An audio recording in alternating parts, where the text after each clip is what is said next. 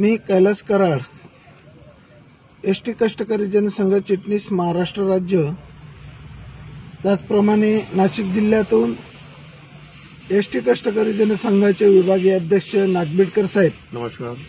आणि आम्ही दोघंही एसटी कामगारांना कालच्या प्रकरणावरती आणि कामगारांच्या मनातल्या विचाराशी सहमत होऊन आज आम्ही दोघंजण जो लाईव्ह आपल्या समोर ठेवत आहे तो कामगारांनी चांगल्या प्रकारे त्याचं विश्लेषण करून स्वतःच्या मनावरती आपल्याला पुढे काय करायचं, कसं करायचं या संदर्भात विचार विनिमय करण्यासाठी हा लाईव्ह आम्ही तुम्हाला पाठवत आहोत. आणि त्याचा पाठीमागचा उद्देश एक आहे की दिवाळीपूर्वी आपल्याला जे काही पदरात पाडून घ्यायचं आहे त्या अनुषंगाने आदरणीय गुणरत्न सदावर्ते साहेब, जयश्री पाटील मॅडम यांनी काल केलेल्या प्रयत्नावरती कामगारांना काही गोष्टी खटकल्या असतील, आम्ही मान्य करतो. परंतु जो मेळावा होता हा शिवसेनेचा होता आणि त्या मेळाव्याच्या अनुषंगाने आदरणीय गुणरत्न सदावर्ते साहेबांनी जी काही आपली मेजॉरिटी महाराष्ट्रातल्या एसटी कामगारांची गेल्या 6 महिन्याच्या पाठीमागच्या आंदोलनाच्या माध्यमातून, दुखोट्याच्या माध्यमातून जी तयार करून प्रशासनाबरोबर चर्चा विनिमय करण्यासाठी त्यांनी जी काही प्रोसेस राबवली आहे त्याचाच एक भाग म्हणून कालचा जो आपल्या मुंबईमध्ये आझाद मैदानावर आपल्याला सर्व बसेस फ्री देऊन त्याचप्रमाणे रजेचे अर्ज मंजूर करण्यासाठी जे आदेश काढून इतिहासात न घडलेली घटना मी म्हणेल. आणि या अनुषंगाने कुठेतरी दिवाळीपूर्वी या सरकारला जाग आणण्यासाठी हा आदरणीय गुणरत्न सदावर्ते साहेबांचा प्लॅन होता. परंतु आपल्या एसटी महामंडळामध्ये मी 2003 पासून या युनियनचं काम करत असताना आपल्या कामगारांच्या आशा पल्लवित होण्यासाठी किती वेळ लागतो आणि 24 तासामध्ये आपल्याला जे काही आदेश मिळाले होते त्या माध्यमातून कामगारांनी मनाची जी इच्छा बाळगली होती की आपल्याला काहीतरी मिळतंय म्हणून साहेबांनी एवढं नियोजन केलेलं आहे. मित्र बरोबर आहे.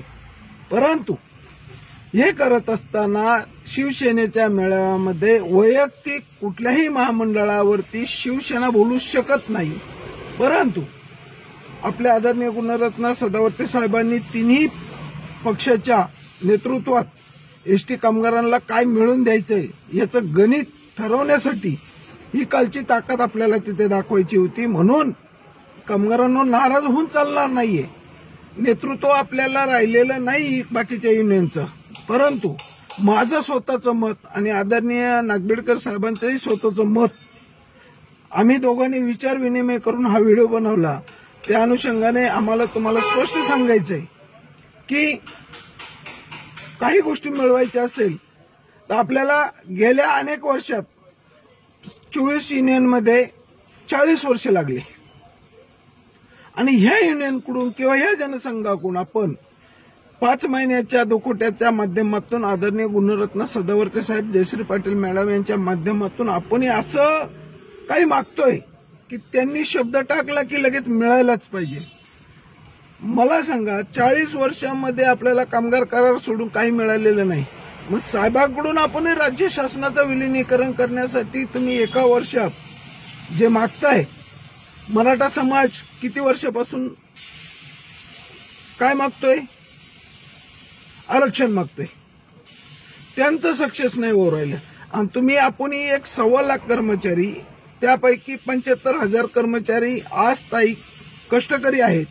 यांच्यासाठी कुठलंही सरकार एवढं गांभीर्याने आपल्यावर लक्ष देणार नाही. परंतु सदावर्ते साहेबांचं अल्टिमेटम दिवाळीच्या आधी 4 दिवसाचं जे होतं त्यामुळे महाराष्ट्रातून सर्व नेत्यांना त्याचा धाक पोचलेला आहे. आणि हे आंदोलन जर आपल्याला त्यांनी कुठल्याही प्रकारे आपल्या दिवाळीच्या अगोदर आपली रोजीरोटीच्या संदर्भात, पगारवाढीच्या संदर्भात किंवा XYZ 7व्या वेतन आयोगातल्या शिफारशी किमान वेतनापर्यंत नेऊन ठेवण्यासाठी जर शासनाने आपल्याला नाकारलं, आदरणीय गुणरत्न सदावर्ते साहेबांनी जी संपाची नोटीस ठेवलेली आहे त्याच्यावर विनिमय होणार आहे ना आपला. 6 तारखेपर्यंत तर वाट बघा तुम्ही. त्या अनुषंगाने कालच्या प्रकरणावरून सदावर्ते साहेबांना एवढं बोलताय? आमचं आयुष्य गेलं एसटी मध्ये तुम्हाला समजून सांगता आदरणीय नागवेडकर साहेबांनी सुद्धा कालपासून डोक्याला हात लावलाय की आपल्या लोकांची पार्श्वभूमी शिव्यागाळ करून जी बोलण्याची आहे ती अयोग्य आहे हे मला वाटतं.